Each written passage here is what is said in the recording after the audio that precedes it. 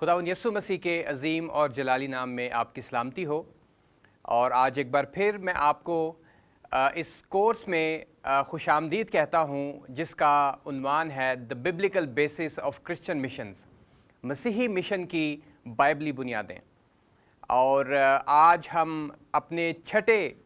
Session کو دیکھیں گے، اور یہ چھٹا حصہ جو ہے، چھٹا لیکچر جو ہے، یہ اعمال کی کتاب میں سے مشن کو سمجھنے میں ہماری مدد کرے گا۔ تو میرا نام عمران گل ہے، اور میرا تعلق ایف جی اے بائبل کالج سے ہے۔ ایف جی اے بائبل کالج میں مشن کا لیکچرر ہوں، اور مجھے خوشی ہے کہ آج ہم سب مل کے ایک دفعہ پھر خداوند کے کلام میں سے مسیحی مشن کو سمجھنے اور جاننے کی کوشش کریں گے۔ تو آئیں ہم اس سیشن کے آغاز میں دعا کرتے ہیں، اس کے بعد ہم اپنے سیشن میں داخل ہوں گے۔ خداوند پیارے آسمانی باپ، ہم تیری شکر گزاری کرتے ہیں کہ تو نے ہمیں آج یہ فضل بخشا ہے کہ ہم اے باپ ایک دفعہ پھر تیرے کلام میں سے اپنی مشنری ذمہ داری کو جان سکیں۔ ہم تیرا شکر کرتے ہیں کہ تیرا کلام ہمیں بتاتا ہے کہ تیرے لوگ ہوتے ہوئے ہم کس طرح تیری بادشاہت کو فروغ دے سکتے ہیں، کس طرح تیری بادشاہت کو اس دنیا میں بڑھا سکتے ہیں، اور کیسے مؤثر طور پر ہم تیرے مددگار ہو سکتے ہیں اس کام میں جو نجات کا کام ہے، اور تو نے اپنے بیٹے یسوع مسیح کو بھیجا تاکہ اس کے وسیلہ سے قومیں جو ہیں نجات پا سکیں۔ ہم تیرا شکر کرتے ہیں، آج ہمیں برکت دے، اور میری دعا ہے جتنے سننے والے ہیں، دیکھنے والے ہیں، آج کے سیشن کے وسیلہ سے وہ تحریک پائیں، اور ہماری زندگیوں سے انجیل کی گواہی جو ہے، انجیل کا پیغام وہ قوموں، امتوں اور قبیلوں تک جاتا رہے، یسوع مسیح کے نام سے آمین۔ تو عزیزو، ابھی تک 5 لیکچرز جو ہیں وہ ہو چکے ہیں، اور پہلے 5 سیشنز میں ہم نے دیکھا،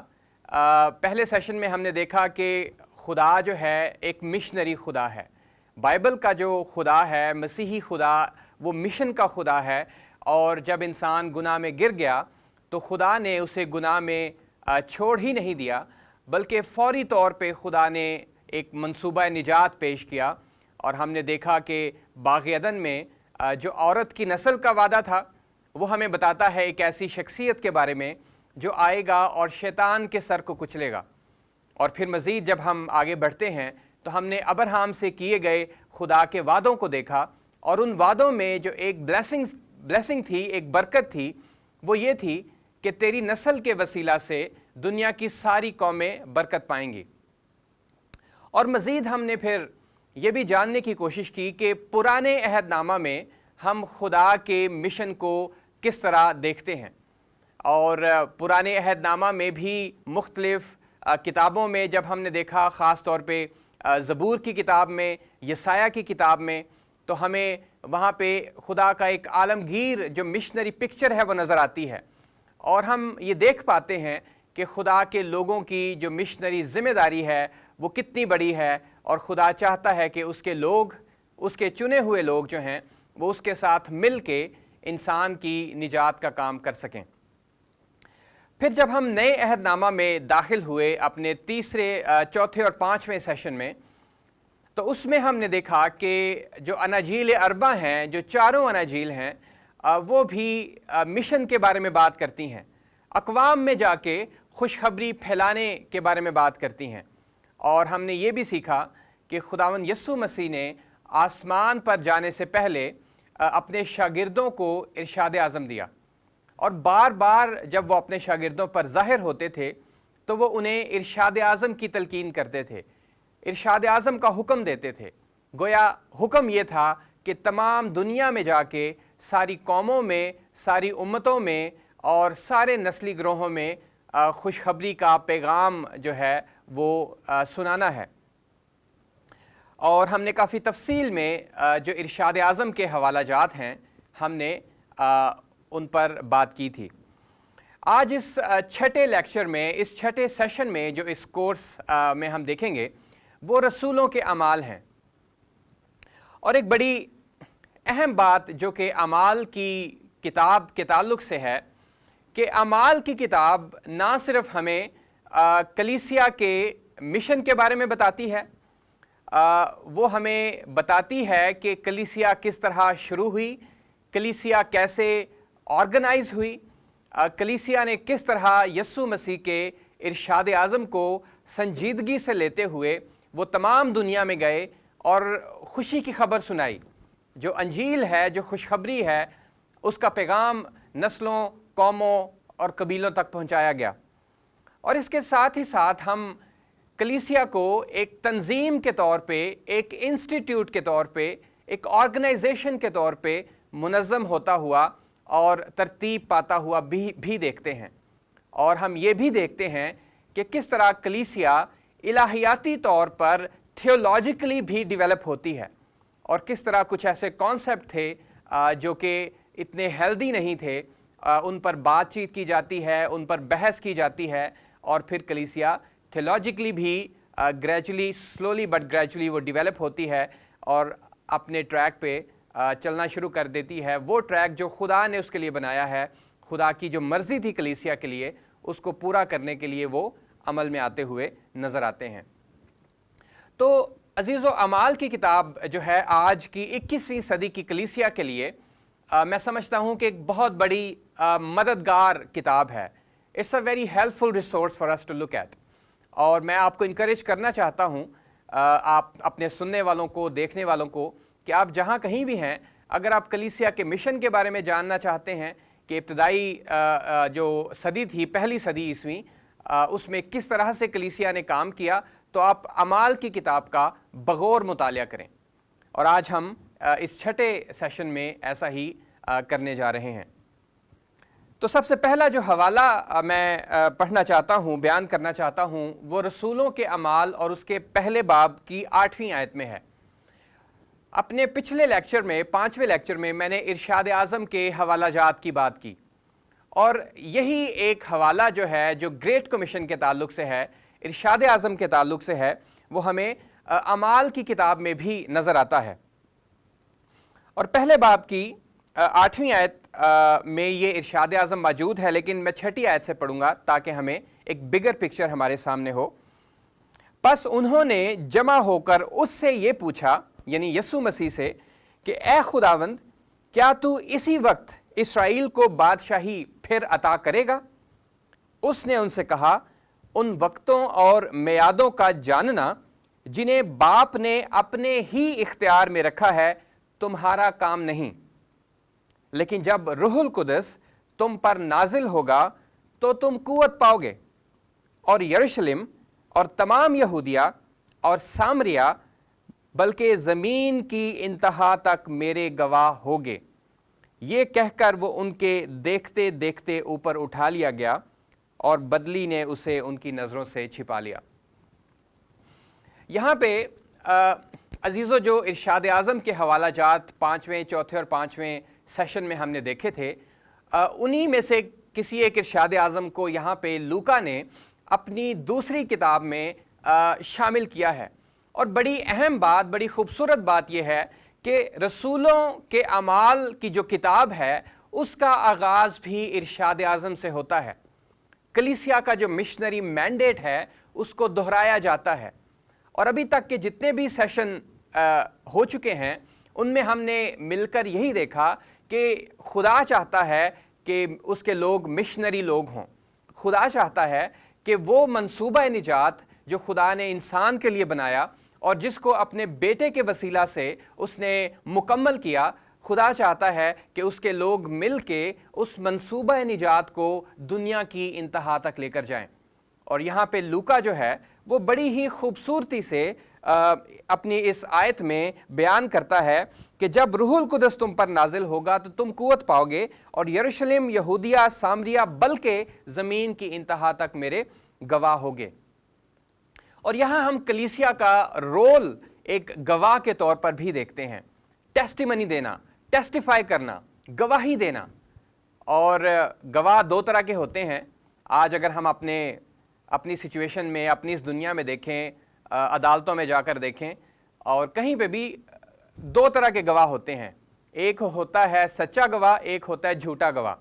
اور سچا گواہ جو ہے وہ سچی گواہی دیتا ہے، اور جھوٹا گواہ جو ہوتا ہے وہ جھوٹی گواہی دیتا ہے۔ اور یہاں پہ خدا نے کلیسیا کو ایک گواہ کے طور پر رکھا ہے، ایسے لوگ جو کہ یسوع مسیح کی گواہی دیں، اور یہ ہماری ذمہ داری ہے، کلیسیا کی مشنری ذمہ داری ہے کہ ہم یسوع مسیح کی وہ سچی گواہی جو ہمیں اناجیل اربع کے وسیلہ سے، رسولوں کے وسیلہ سے، ابتدائی کلیسیا کے وسیلہ سے ملی ہے، اس گواہی کو، اس ٹیسٹیمنی کو دنیا کی ساری اقوام تک لے کر جایا جائے، کیونکہ یہ خدا کی مرضی ہے، یہ اس کے بیٹے یسوع مسیح کی مرضی ہے، اور یہ خدائے پاک روح کی مرضی ہے۔ اور ہم نے دیکھا تھا کہ مسیحی مشن جو ہے یہ ایک تثلیثی مشن ہے، جس میں خدا باپ، خدا بیٹا اور خدا روح القدس تینوں مل کے کام کرتے ہوئے نظر آتے ہیں۔ اور رسولوں کے اعمال کی جو کتاب ہے یہ خاص طور پر روح القدس کے مشن کو بیان کرتی ہے۔ یہ بیان کرتی ہے کہ کس طرح سے روح القدس کلیسیا کے ساتھ مل کے کام کرتا ہے۔ تو پرانے عہد نامہ میں ہم گویا خدا باپ کو دیکھتے ہیں، مشن کے کام میں تیاری کا زمانہ ہے، وہ اپنے بیٹے کے بارے میں بات کرتا ہے، بہت سی نبوتیں ہو رہی ہیں، اور جو اناجیل اربع ہیں ان میں ہم بیٹے کو مشن کرتے ہوئے دیکھتے ہیں۔ لیکن اعمال کی کتاب میں ہم روح القدس کو مشن کا کام کرتا ہوا دیکھتے ہیں، جس میں کلیسیا بھی اس کے ساتھ شامل ہے۔ اور یہ بڑی اہم بات ہے جاننا، کیونکہ میں نے اپنے پہلے لیکچر میں بتایا تھا کہ مشن جو ہے دراصل وہ خدا کا مشن ہے، یہ کسی انسان کا مشن نہیں ہے، یہ کسی قوم کا مشن نہیں ہے، یہ خدا کا مشن ہے۔ خدا ہی اس کو شروع کرنے والا ہے اور خدا ہی اس کو چلانے والا ہے،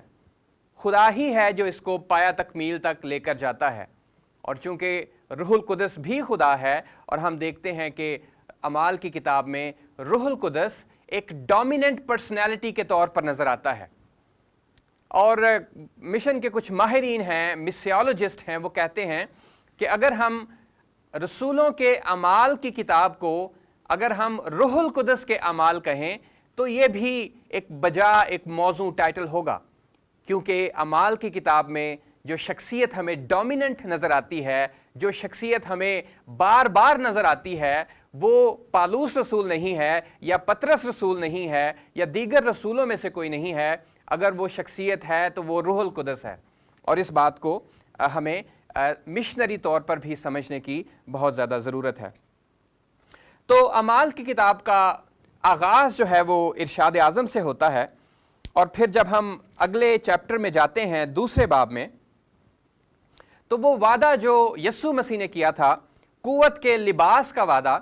اور کہا تھا کہ جب تک یہ قوت کا لباس تمہیں نہ ملے تم ٹھہرے رہنا، اور اس کے بعد پھر یروشلم، یہودیہ، سامریہ اور زمین کی انتہا تک جا کے گواہی سنانا۔ تو دوسرے باب میں ہم دیکھتے ہیں کہ جب عید پینتیکوست کا دن آیا تو سارے شاگرد ایک جگہ جمع تھے، اور دوسرے باب کی پہلی آیت سے جب عید پینتیکوست کا دن آیا تو وہ سب ایک جگہ جمع تھے کہ یکایک آسمان سے ایسی آواز آئی جیسے زور کی آندھی کا سناٹا ہوتا ہے، اور اس سے سارا گھر جہاں وہ بیٹھے تھے گونج گیا، اور انہیں آگ کے شعلہ کسی پھٹتی ہوئی زبانیں دکھائی دیں، اور ان میں سے ہر ایک پر آ ٹھہریں، اور وہ سب روح القدس سے بھر گئے اور غیر زبانیں بولنے لگے جس طرح روح نے انہیں بولنے کی طاقت بخشی۔ اور عزیزو، جو 5ویں آیت ہے وہ بڑی اہم آیت ہے اس کانٹیکسٹ میں، اس کی مشنری اہمیت کو جاننے کے لیے۔ ذرا غور سے سنیے۔ اور ہر قوم میں سے جو آسمان کے تلے ہے، خدا ترس یہودی یروشلم میں رہتے تھے۔ جب یہ آواز آئی تو بھیڑ لگ گئی اور لوگ دنگ ہو گئے، کیونکہ ہر ایک کو یہی سنائی دیتا تھا کہ یہ میری ہی بولی بول رہے ہیں، اور سب حیران اور متعجب ہو کر کہنے لگے، دیکھو یہ بولنے والے کیا سب گلیلی نہیں؟ پھر کیوں کر ہم میں سے ہر ایک اپنے اپنے وطن کی بولی سنتا ہے؟ حالانکہ ہم پارتھی اور مادی اور الامی اور مسوپوتامیہ اور یہودیہ اور کپدوکیا اور پینتوس اور آسیہ اور فروگیا اور پمفولیا اور مصر اور لبوا کے علاقہ کے رہنے والے ہیں جو کرینے کی طرف ہے،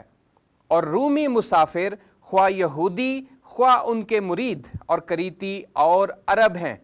مگر اپنی اپنی زبان میں ان سے خدا کے بڑے بڑے کاموں کا بیان سنتے ہیں، اور سب حیران ہوئے اور گھبرا کر ایک دوسرے سے وہ بات چیت کرتے ہیں۔ عزیزو، یہاں پہ ہم نے شروع کیا ارشاد اعظم سے۔ یسوع مسیح نے کہا کہ جب تک قوت کا لباس نہ ملے ٹھہرے رہو، اور اس کے بعد تم نے منظم ہو کے پوری دنیا میں منادی کرنی ہے۔ اور ہم دیکھتے ہیں کہ دوسرے باب میں جب عید پینتیکوست کا دن تھا، روح القدس نازل ہوتا ہے،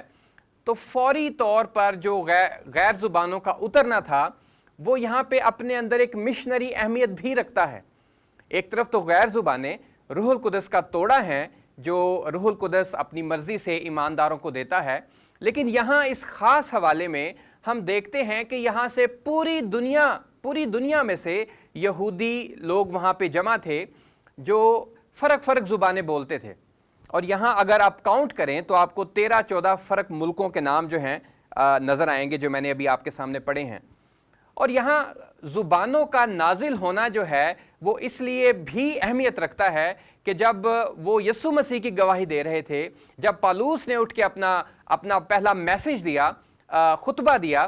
اور جب باقی لوگ یسوع مسیح کی مصلوبیت اور اس کے جی اٹھنے کی بات کر رہے تھے، تو یہ تمام لوگ اپنی اپنی زبان میں اس ایونجلزم کو سن رہے تھے، اس انجیل کو جو بیان کی جا رہی تھی، اس خوشخبری کو وہ اپنی اپنی زبان میں انڈرسٹینڈ کر رہے تھے، سن رہے تھے، اور یہ ایک معجزانہ عمل تھا۔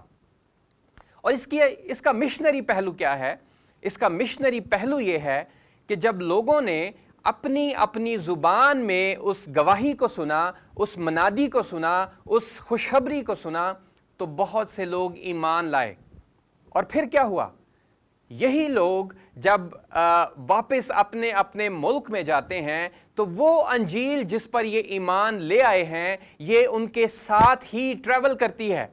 اور انجیل ہم دیکھتے ہیں کہ پہلی صدی میں ہی انجیل جغرافیائی حدوں کو پار کرتی ہوئی دنیا کے مختلف حصوں میں پہنچ جاتی ہے۔ اور یہ بالکل یسوع مسیح کی اس نبوت کے مطابق، یسوع مسیح کے اس کہنے کے مطابق کہ تم یروشلم سے شروع کر کے یہودیہ، سامریہ، بلکہ زمین کی انتہا تک میرے گواہ ہوگے۔ اور یہاں پہ روح القدس انیبل کرتا ہے، روح القدس اس ابتدائی کلیسیا کو اس لائق بنا دیتا ہے، انہیں تحریک دیتا ہے، انہیں استعمال کرتا ہے کہ ان کے وسیلہ سے چند ہی سالوں میں جو خوشخبری ہے وہ اس وقت جتنی بھی دنیا تھی، کیونکہ بہت سے علاقے تو بعد میں دریافت ہوئے، امریکہ، آسٹریلیا، بہت سے علاقے بعد میں دریافت کیے گئے، لیکن اس وقت جو بھی نون ورلڈ تھا، اس وقت جو بھی دنیاوی نقشہ تھا، ان تمام علاقوں تک انجیل پہنچ چکی تھی۔ اور یہ کیوں ممکن ہوا؟ اس لیے کہ خدا مشن کا خدا ہے، اور یہ مشن جو ہے یہ خدا کا مشن ہے۔ اگر شاید کسی انسان کا ہوتا تو وہ اس طرح نہ پھیلتا، لیکن چونکہ یہ خدا کی مرضی تھی کہ ہر ایک قوم، ہر ایک قبیلے تک یسوع مسیح کی خوشخبری پہنچے، اس لیے روح القدس کلیسیا کو، شاگردوں کو، رسولوں کو انیبل کرتا ہے کہ ان کے وسیلہ سے پینتیکوست کے دن ہی لوگ اپنی اپنی زبان میں خوشخبری کو سنیں اور اس پر ایمان لائیں۔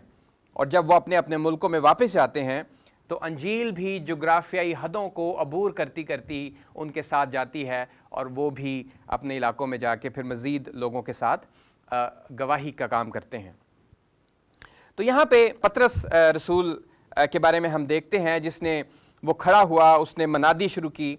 اور لکھا ہے کہ ہزاروں کی تعداد میں جو لوگ ہیں وہ ایمان لے آئے۔ اور یہ ایک عزیزو ایک بہت بڑا اور بہت ہی اہم ایک کام ہے جو ہم اعمال کے ابتدائی باب میں ہی ہوتا ہوا دیکھتے ہیں۔ اعمال کے دوسرے باب کی 38ویں آیت میں پطرس کہتا ہے، پطرس نے کہا کہ توبہ کرو اور تم میں سے ہر ایک اپنے گناہوں کی معافی کے لیے یسوع مسیح کے نام پر بپتسمہ لے تو تم روح القدس انعام میں پاؤ گے، اس لیے کہ یہ وعدہ تم اور تمہاری اولاد اور ان سب دور کے لوگوں سے بھی ہے جن کو خداوند ہمارا خدا اپنے پاس بلائے گا۔ اور یہاں پہ پطرس جو ہے وہ یاد دلاتا ہے لوگوں کو، انہیں بتاتا ہے کہ اگر وہ گناہوں کی معافی چاہتے ہیں تو انہیں یسوع مسیح کو قبول کرنا ہے، اور یسوع کے نام کا بپتسمہ لینا ہے، اور اگر وہ ایسا کریں گے تو روح القدس انہیں انعام میں ملے گا، اور نہ صرف اس دور کے لوگوں کے لیے یہ انعام ہے بلکہ رہتی دنیا تک، اور آج 21ویں صدی میں بھی جب لوگ مسیح پر ایمان لاتے ہیں، اپنے گناہوں کی معافی مانگتے ہیں، تو پطرس کے الفاظ کے مطابق روح القدس تحفے کے طور پہ لوگوں کو، قوموں کو، امتوں کو دیا جاتا ہے۔ اور یہ بہت بڑی ایک بات ہے جو ہم اس سارے مشنری کام میں ہوتا ہوا دیکھتے ہیں۔ لیکن اس کی شرط کیا ہے؟ گناہوں کی معافی، یسوع مسیح کو قبول کرنا اور اس کے نام سے بپتسمہ لینا۔ تو عزیزو، ایک بڑی اہم بات جو ہم رسولوں کے اعمال میں دیکھتے ہیں وہ یہ ہے کہ روح القدس جو ہے وہ دلیری کا روح ہے۔ This is the spirit of boldness۔ اور کلام میں یہ بھی ایک جگہ پہ لکھا ہے کہ خدا نے ہمیں دہشت کی روح نہیں دی، خدا نے دلیری کی روح دی ہے، قوت کی روح بخشی ہے۔ اور ہم دیکھتے ہیں کہ چند لمحے پہلے تو یہ شاگرد ڈرے ہوئے، سہمے ہوئے، ایذا رسانی کے ڈر سے، رومی حکومت کے ڈر سے، جو یہودی اختیار والے ہیں، جو مذہبی لیڈرشپ تھی، ان کے ڈر سے وہ ایک کمرے میں ڈرے ہوئے، چھپے ہوئے بیٹھے ہیں۔ لیکن جو ہی قوت کا لباس دے دیا جاتا ہے، جو ہی خدا کا پاکرو نازل ہو جاتا ہے، تو یہی ڈری ہوئی کلیسیا جو ہے یہ دلیری حاصل کرتی ہے اور دلیری کے ساتھ یسوع مسیح کی منادی کرتے ہیں۔ اور اعمال کی کتاب میں بار بار دلیری کا ذکر آیا ہے۔ یہ لفظ جو ہے نا دلیری، بینگ بولڈ، یہ بار بار ہمیں اعمال کی کتاب میں یہ لفظ نظر آتا ہے۔ اور اس سے ہم کیا سیکھتے ہیں؟ جب ہم بات کر رہے ہیں مسیحی مشن کی، کرسچن مشن کی، یسوع کے نام کی گواہی دینے کی، تو اس سے ہمیں کیا سمجھ آتی ہے؟ اس سے ہم یہی سیکھتے ہیں کہ مشن خدا کا ہے، وہی اس کو چلانے والا ہے، اور اس مشن کو جب کلیسیا کو سونپا جاتا ہے تو کلیسیا کی تیاری بھی خدا ہی کرواتا ہے، خدا ہی توفیق دیتا ہے، خدا ہی دلیری دیتا ہے، خدا ہی اپرچونٹی دیتا ہے کہ کلیسیا اس مشن کو لے کر تمام دنیا میں جا سکے۔ تو یہ بڑی خطرناک بات ہوتی ہے جب ہم ایک ایسے ورلڈ ویو میں آ جاتے ہیں، یہ سوچنے لگتے ہیں کہ یہ مشن شاید میرا مشن ہے، اور ہم ایسے کچھ کام کرتے ہیں، ایسی اسٹریٹجی بنانے لگتے ہیں، گویا کہ شاید یہ میرا بزنس ہے، یہ میرا کام ہے، اور یہ میری بادشاہی ہے۔ تو میں سمجھتا ہوں کہ this is a very dangerous place to be. کوشش کریں کہ ایسا کبھی بھی نہ ہو۔ ہمیشہ یاد رکھیں کہ نجات کا کام خدا کا ہے اور ہم اس کے مددگار ہیں۔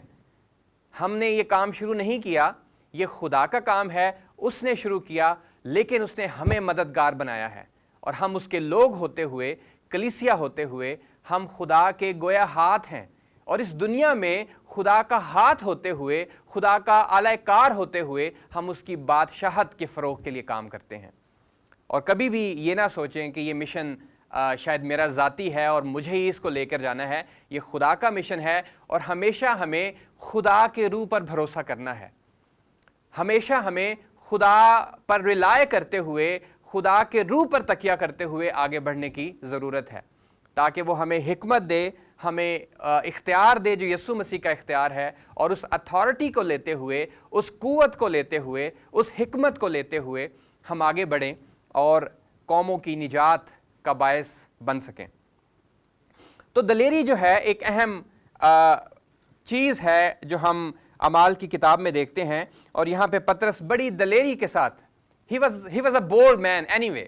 لیکن تو بھی ہم دیکھتے ہیں کہ یہاں پہ ایک خاص ہولی بولڈنس کے ساتھ وہ کھڑا ہوتا ہے اور وہ گواہی سناتا ہے، گواہی کا کام کرتا ہے۔ اور 41ویں آیت میں لکھا ہے، پس جن لوگوں نے اس کا کلام قبول کیا انہوں نے بپتسمہ لیا، اور اسی روز 3000 آدمیوں کے قریب ان میں مل گئے۔ اور اعمال کی کتاب بتاتی ہے کہ ہر روز بہت سے لوگ مسیح پر ایمان لے آتے تھے، اور خدا انہیں ایمانداروں کی جماعت میں شامل کر دیتا تھا، اس کلیسیا میں شامل کر دیتا تھا جسے خدا نے کھڑا کیا تھا۔ اور پینتیکوست کا جو دن ہے اسے کہا جاتا ہے کہ یہ گویا کلیسیا کا جنم دن بھی ہے۔ شاید یہ سوال پیدا ہو سکتا ہے کہ کلیسیا تو پہلے سے ہی موجود تھی، وہ گروپ تو پہلے سے ہی تھا، تو پھر پینتیکوست کا دن کیوں جنم دن ہے؟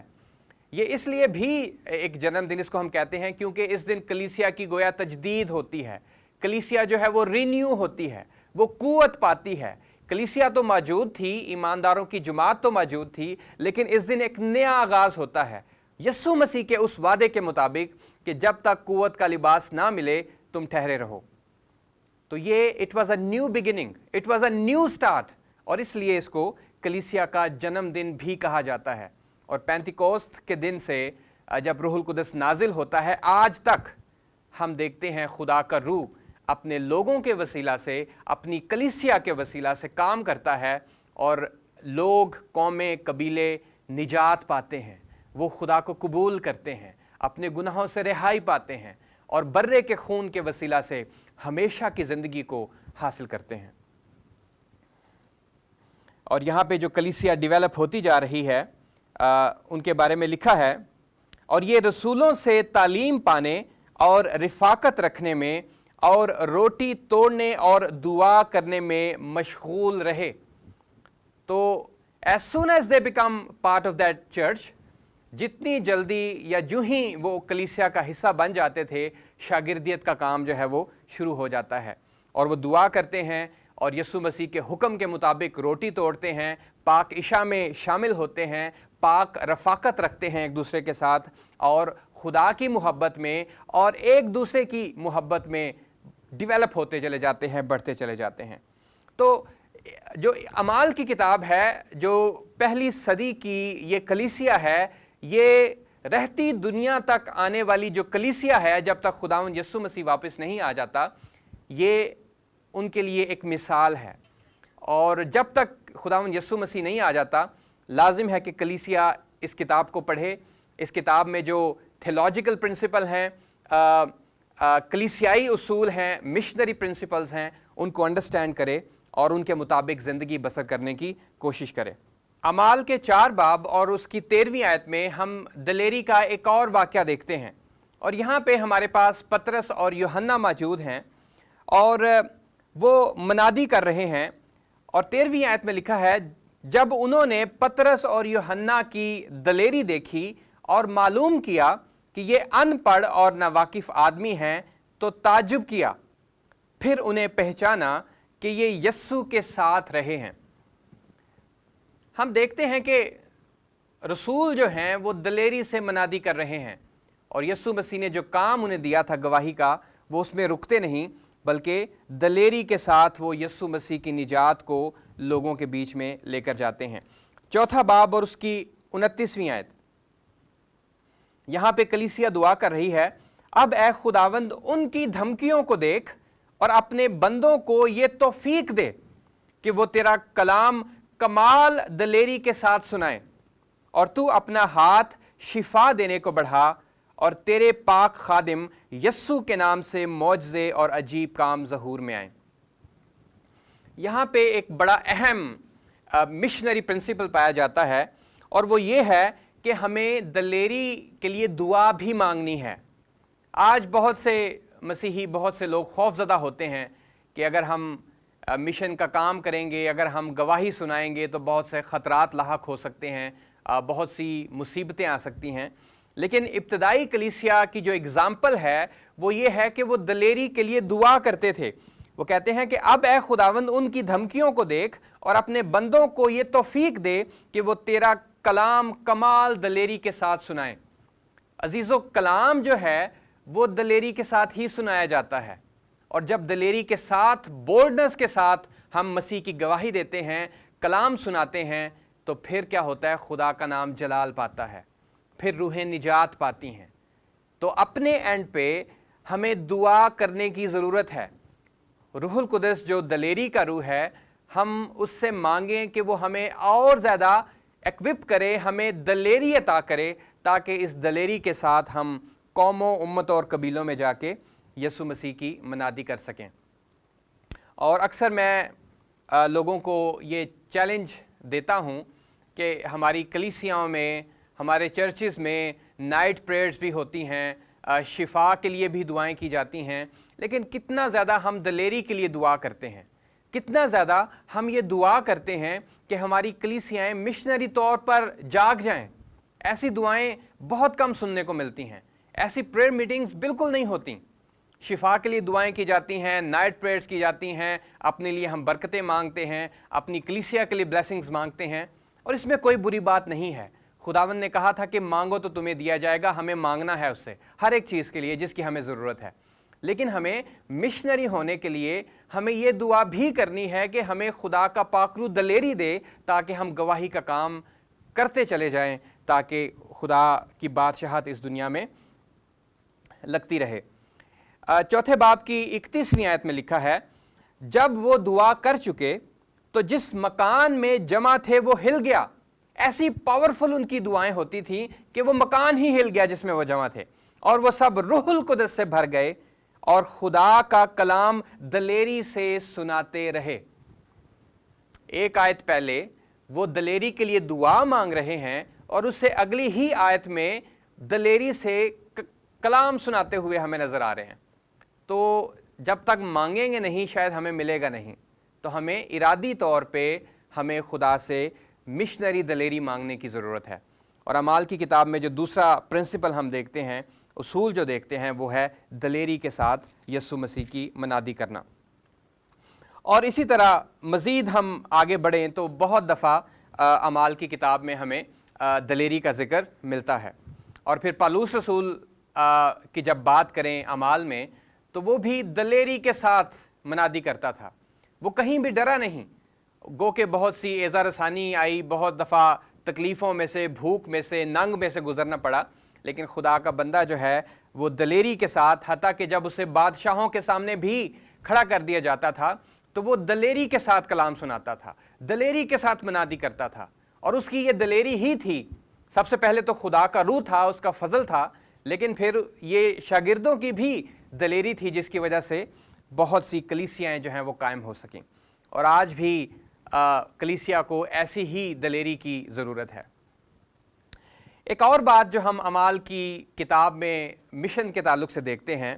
وہ یہ ہے کہ مشن جو ہے وہ روح القدس کی ہدایت اور رہنمائی میں کیا جاتا ہے۔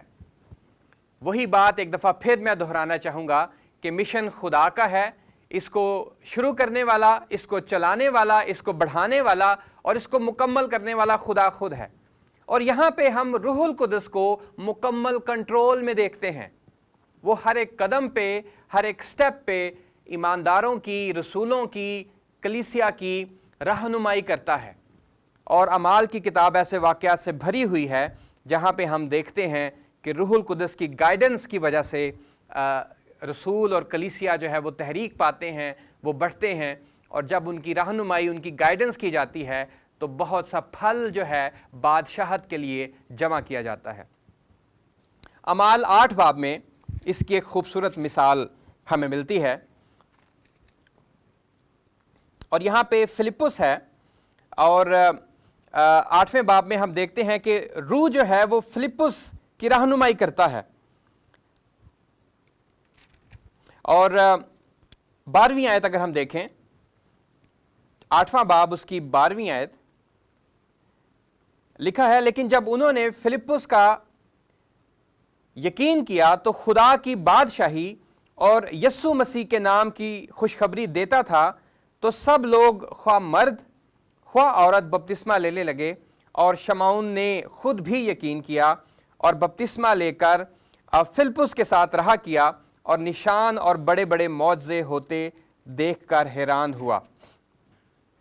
اور روح القدس کی جو گائیڈنس کی بات ہم کر رہے تھے وہ ہمیں 26ویں آیت میں نظر آتی ہے۔ پھر خداوند کے فرشتہ نے فلپس سے کہا کہ اٹھ کر دکن کی طرف اس راہ کو جا جو یروشلم سے غزہ کو جاتی ہے اور جنگل میں ہے۔ اور جب وہ وہاں گیا تو اس نے دیکھا کہ ایک حبشی خوجہ ہے جو یسایہ نبی کے صحیفہ میں سے پڑھ رہا ہے، لیکن اس کو سمجھ نہیں آ رہی کہ اس کا کیا مطلب ہے۔ اور جب روح گائیڈ کرتا ہے، روح نے 29ویں آیت دیکھیں، روح نے فلپس سے کہا کہ نزدیک جا کر اس رتھ کے ساتھ ہو لے جس میں وہ حبشی خوجہ جا رہا تھا۔ پس فلپس نے اس طرف دوڑ کر اسے یسایہ نبی کا صحیفہ پڑھتے سنا، اور کہا کہ جو تو پڑھتا ہے اسے سمجھتا بھی ہے؟ اس نے کہا مجھے سمجھ نہیں آ رہی۔ تو فلپس نے اسے سمجھایا اور اس نے وہ حبشی خوجہ جو تھا وہ اسی وقت ایمان لے آیا اور اس نے بپتسمہ بھی لیا۔ اور پھر لکھا ہے کہ جو ہی یہ بپتسمے کا کام، نجات کا کام ہو جاتا ہے، 39ویں آیت میں جب وہ پانی میں سے نکل کر اوپر آئے تو خداوند کا روح فلپس کو اٹھا لے گیا۔ ٹھیک ہے، spirit of God is in complete control in the mission of God. تو یہاں پہ فلپس کی رہنمائی کی گئی کہ پہلے اس حبشی خوجہ کے ساتھ ہو لے، اسے کلام سنایا گیا، سمجھایا گیا، وہ نجات پا جاتا ہے، بپتسمہ لیتا ہے۔ جب مشن کمپلیٹ ہو گیا، اکمپلش ہو گیا، تو خدا کا روح فلپس کو اٹھا کر کہیں اور لے جاتا ہے۔ اسی طرح ہم دیکھتے ہیں کہ ساؤل جو بعد میں پالوس بن جاتا ہے، جب دمشق کی راہ پر چل رہا ہے تو وہاں پہ بھی خداوند یسوع مسیح اس پر ظاہر ہوتے ہیں اور اس کی زندگی بدل جاتی ہے، اور پھر یہی ساؤل جو پالوس بن جاتا ہے یہ روح القدس کی رہنمائی اور ہدایت میں مشن کا کام کرنے لگتا ہے، نجات کا کام کرنے لگتا ہے، اور پھر وہ کہتا ہے کہ میں غیر قوموں کا رسول ہوں۔ پہلے وہ یہودیوں کے پاس گیا، یہودیوں نے اسے رد کر دیا، پھر وہ کہتا ہے کہ آج سے میں غیر قوموں کے پاس جاؤں گا۔ اور ہمیں یہ بھی لکھا ہوا ملتا ہے کہ جب غیر اقوام نے یہ سنا کہ خدا کا روح ان کے لیے بھی ہے، خدا ان سے بھی محبت رکھتا ہے، تو وہ بہت زیادہ خوش ہوئے، انہوں نے خوشی منائی، اور بہت سے لوگ جو ہیں وہ ہر روز مختلف قوموں اور قبیلوں سے خداوند یسوع مسیح پر ایمان لے آتے ہیں۔ اعمال کے 10ویں باب میں ایک اور بڑی خوبصورت سچویشن ہمارے پاس ہے، اور یہاں پہ پطرس رسول ہے، اور پطرس کو خدا کا روح گائیڈ کرتا ہے کہ وہ کرنیلیس کے گھر جائے۔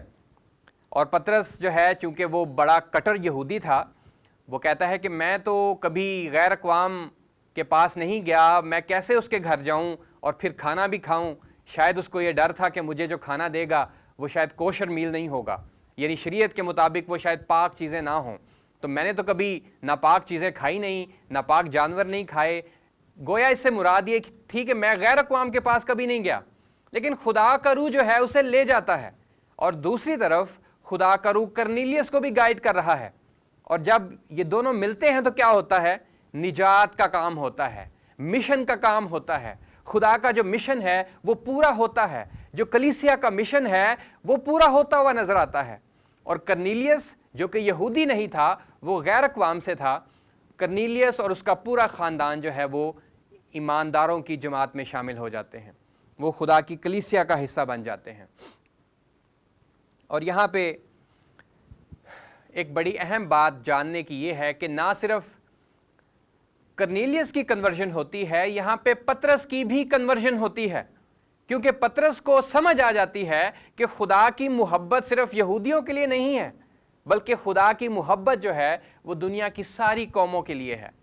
اور آگے جا کے ہم دیکھتے ہیں کہ جب پطرس رسول بزرگوں کو ملتا ہے تو بزرگوں کے سامنے بھی گواہی دیتا ہے کہ جس طرح خدا کا پاک روح ہم پر نازل ہوا تھا، اسی طرح ان پر، یعنی کن پر؟ غیر اقوام پر بھی نازل ہوتا ہے۔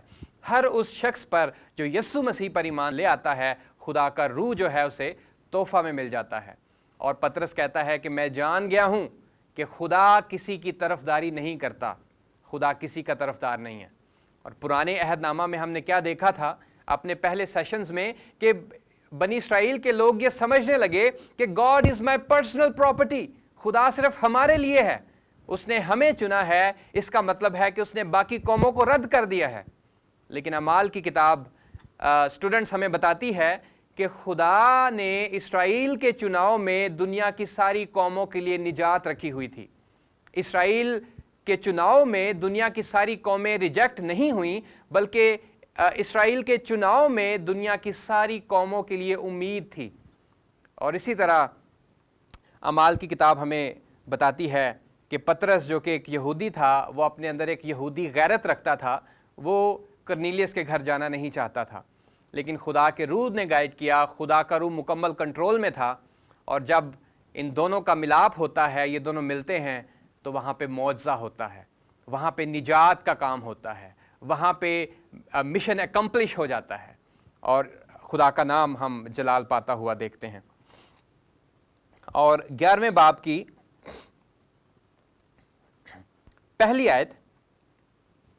اور رسولوں اور بھائیوں نے جو یہودیہ میں تھے سنا کہ غیر قوموں نے بھی خدا کا کلام قبول کیا۔ جب پطرس یروشلم میں آیا تو مختون اس سے یہ بحث کرنے لگے کہ تو نامختونوں کے پاس گیا اور ان کے ساتھ کھانا کھایا۔ پطرس نے شروع سے وہ امر ترتیب وار ان سے بیان کیا کہ میں یافا شہر میں دعا کر رہا تھا، اور پھر اس نے پوری سٹوری بتائی کہ کس طرح سے اس نے رویا دیکھی اور خدا کا روح سے گائیڈ کرتا ہے۔ اور 18ویں آیت سنیں، یہاں پہ جب سٹوری وہ سنا دیتا ہے پھر کیا ہوتا ہے، اور یہ سن کر چپ رہے اور خدا کی تمجید کر کے کہنے لگے کہ پھر تو بے شک خدا نے غیر قوموں کو بھی زندگی کے لیے توبہ کی توفیق دی ہے۔ خدا کا مشن جو ہے وہ انٹرنیشنل مشن ہے، خدا کا مشن جو ہے وہ عالمگیر مشن ہے، خدا کا مشن جو ہے وہ دنیا کے ساری امتوں، قوموں، قبیلوں، نسلی گروہوں کے لیے ہے۔ اور آئیں آج ہم بھی کلیسیا کے لوگ ہوتے ہوئے پرانے عہد نامہ میں جو بنی اسرائیل کی مینٹیلٹی تھی ہم اس میں کہیں نہ چلے جائیں۔ یہ خطرہ موجود ہے، اور بہت سے ایسے ایماندار ہیں، مسیحی ہیں جو سوچتے ہیں کہ خدا صرف ہمارا ہے، وہ غیر قوموں کا خدا نہیں ہے، وہ غیر اقوام سے محبت نہیں رکھتا، خدا تو صرف مسیحیوں کا خدا ہے، اسے کسی اور کی فکر نہیں ہے۔ ایسا نہیں، خدا نے ہر انسان کو اپنی شبیہ اور اپنی صورت پر پیدا کیا ہے، اور چونکہ انسان خدا کی شبیہ اور خدا کی صورت پر پیدا کیا گیا ہے، اس سے فرق نہیں پڑتا کہ وہ رنگ اور نسل اور قوم کے اعتبار سے، زبان کے اعتبار سے کون ہے، کیا ہے، کہاں رہتا ہے، کہاں سے آیا ہے، اس سے کوئی فرق نہیں پڑتا۔ چونکہ وہ خدا کی شبیہ اور خدا کی صورت پر بنایا گیا ہے، اس لیے وہ اپنے اندر یہ حق رکھتا ہے کہ وہ نجات پا سکے، وہ زندہ خدا کو اس کے بیٹے یسوع مسیح کے وسیلہ سے پہچان سکے۔ وہ اپنے اندر یہ حق رکھتا ہے کہ اس تک بھی خوشخبری کا پیغام لے کر جایا جائے۔ کبھی بھی عزیزو، کبھی بھی کسی سے نفرت نہ کریں یہ سوچ کر کہ وہ کوئی ایسی قوم ہے، کوئی ایسا پیپل گروپ ہے، کوئی ایسا نسلی گروہ ہے جو شاید ان کا پہناوا ایسا ہے یا ان کے طور طریقے ایسے ہیں، شاید خدا ان سے نفرت کرتا ہے۔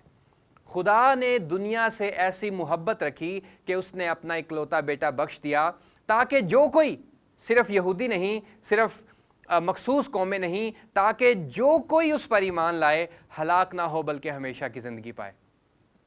تو یوحنا 3:16 میں جو انجیل کا پیغام ہے اس میں بھی ہم خدا کے مشن کو دیکھتے ہیں، اور اعمال کی کتاب ہمیں بتاتی ہے کہ خدا کا مشن جو ہے وہ ساری قوموں کے لیے ہے، اور کلیسیا پینتیکوست سے لے کے ہی پوری قوموں میں، ساری قوموں میں، ساری دنیا میں خوشخبری کا پیغام پھیلانے کے لیے کوشاں تھی، محنت کر رہی تھی، اور ان کے وسیلہ سے خدا کا تخت لگتا تھا، خدا کا نام جلال پاتا تھا، اور قومیں اور قبیلے نجات پاتے تھے۔ تو آج میں امید کرتا ہوں کہ اس سیشن کے وسیلہ سے خداوند ہمیں تحریک دے گا، برکت دے گا، اور اگلا جو ہمارا سیشن ہے 7واں لیکچر، اس میں بھی ہم اعمال کی کتاب کا یہ مطالعہ جاری رکھیں گے، اور دیکھیں گے کہ کس طرح سے اعمال میں ہمیں اور بھی مشنری اصول ملتے ہیں جن پر ہمیں چلتے رہنے کی ضرورت ہے، تاکہ مشنری طور پر ہم سکسیسفل ہو سکیں اور خدا کے نام کو جلال مل سکے۔ خداوند آپ کے ساتھ ہو، اپنے جلال کے لیے کثرت سے استعمال کرے، آمین۔